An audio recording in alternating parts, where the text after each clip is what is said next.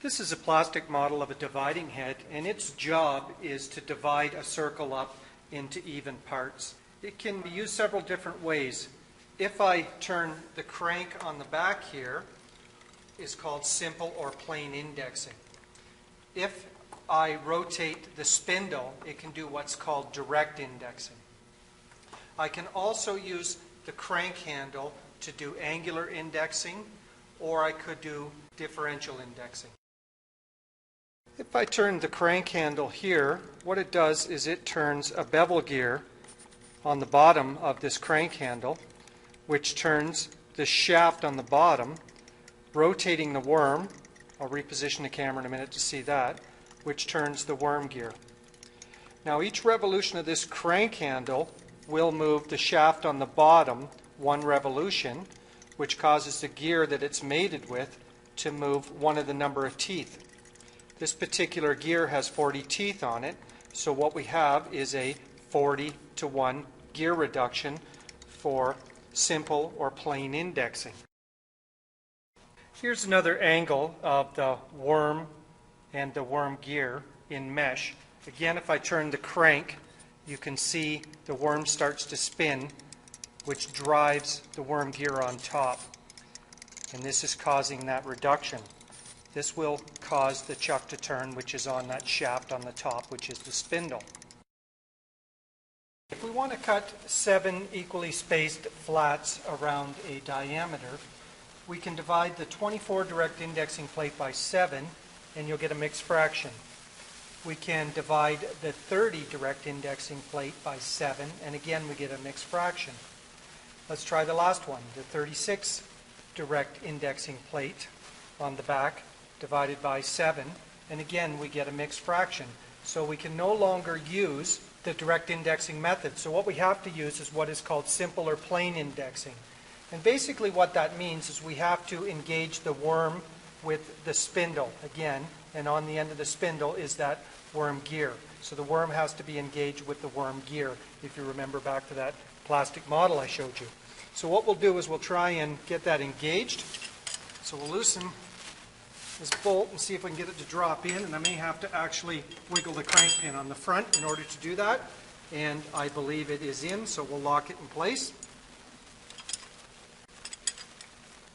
We also too want to make sure that we have disengaged the spindle on the other side. Well, looking at the front of the dividing head, you will see the hole plate. This one is used when we are working with a 40-to-1 gear reduction, or we are doing simple, plain indexing, same thing. You will notice we have a hole plate in here, and it has several different diameters of holes, starting at 15 and this one ending up at 49. Depending on the manufacturer of the hole plate, we will have several different ranges of hole circles. In other words, there will be a few different plates for the dividing head. Now, if we take the 7 divisions we require and we use simple indexing, the formula is 40, because there's 40 teeth on the worm gear, divided by the number of divisions required. So in this case, because we want to make 7 flats, it would be 40 divided by 7. That works out to a fraction of 5 5/7 of a turn. Now, again, because we have that mixed fraction, we can't use direct indexing, so we have to use simple, or what is known as plain indexing, with the worm engaged, in this case making a 40-to-1 gear reduction. Now if I take that denominator of 5 5/7 and I multiply the denominator, the 7 part, by 7, it should give me 49. You will notice we have a 49 hole circle on this hole plate. So I need to make that 5/7 fraction, same fraction, only larger. So what I'll do is multiply both the numerator and the denominator by 7. So 5 times 7 should be 35. 7 times 7 should be 49. So it should be 35 over 49. So in other words, that 5 5/7 fraction now becomes 5 complete rotations of this crank pin, and then 5/7 of a turn on this hole plate. 5 times 5 is 35, so I want to be 35 holes on the 49 hole plate division. So what we'll do is I will set the crank pin at the top, and I'm just going to take the sector arm and push it up against it.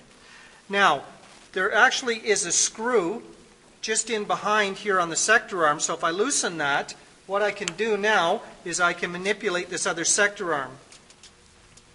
And I've already gone through and made a mark where I need to be. So what I would do is start counting the holes on the outer diameter of this. Never ever count the hole that the pin's in, so I'd start counting from the next hole all the way down. And 35 holes on a 49 hole plate will put the second sector arm here. So I'm just going to tighten that screw so that sector arm doesn't move.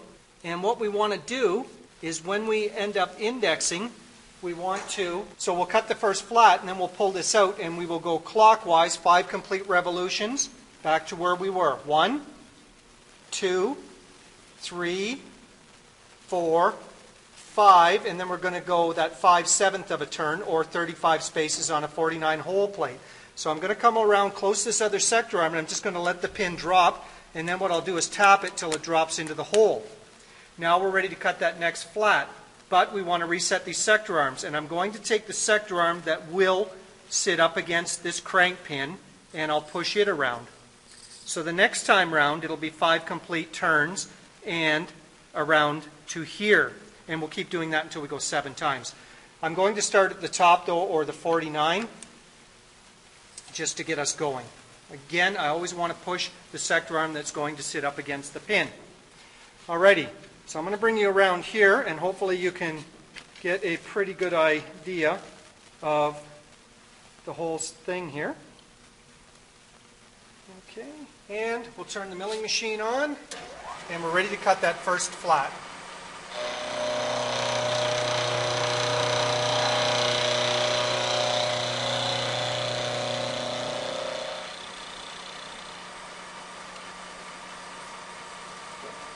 I don't need to turn the milling machine off because my hands are nowhere near the spindle. I'm going to be out here on the hole plate.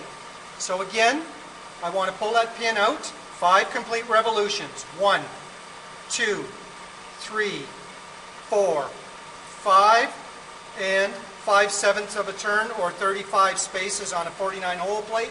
Drop the crank pin on the plate and just tap it till it pops into the hole, going clockwise. Take the sector arm that the pin was on and push it around until it is on the pin again. We're ready to cut that second flat.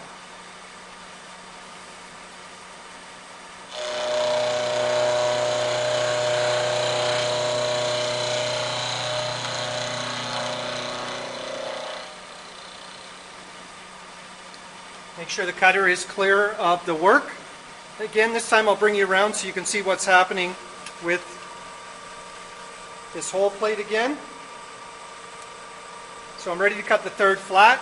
Pull the crank pin, go clockwise. 1, 2, 3, 4, 5 complete revolutions, and then 5/7 of a turn. And again, I want to set that sector arm. Always use the one that's going to sit up against the pin. We'll come back around and have a look at how the part is looking. And this time I think what I'll do is just leave the camera right there, because I think you got an idea what's happening with the indexing. Third flat.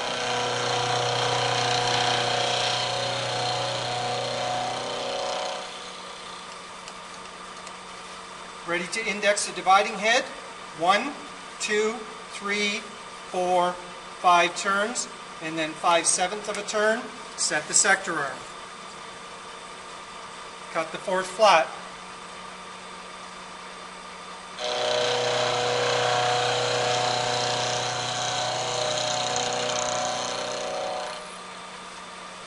And it's starting to take shape. Again, index, 1, 2, 3, 4, 5, and 5/7 of a turn. Set the sector arm.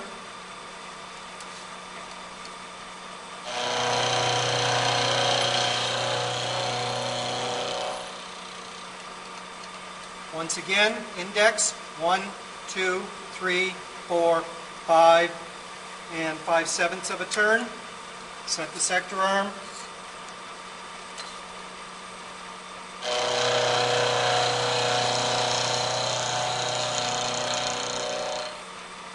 And I believe we have one more left. 1, 2, 3, 4, 5, and 5/7 of a turn, and this should be the last one.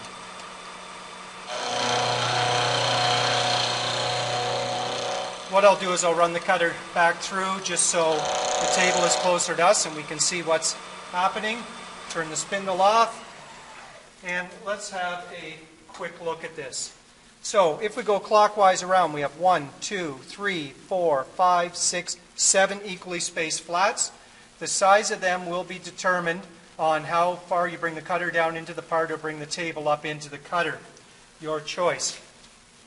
If you take that 5 and 5/7 and multiply it by 7, it should equal 40. In other words, it's the 40 revolutions of the crank pin in order to give the spindle one complete revolution. That is simple or plain indexing.